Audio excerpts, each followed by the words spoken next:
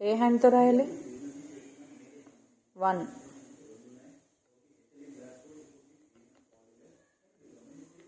2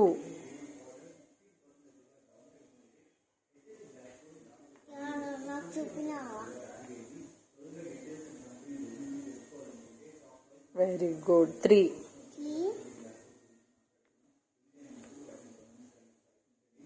4 నీకు వచ్చు. కింద కింద 5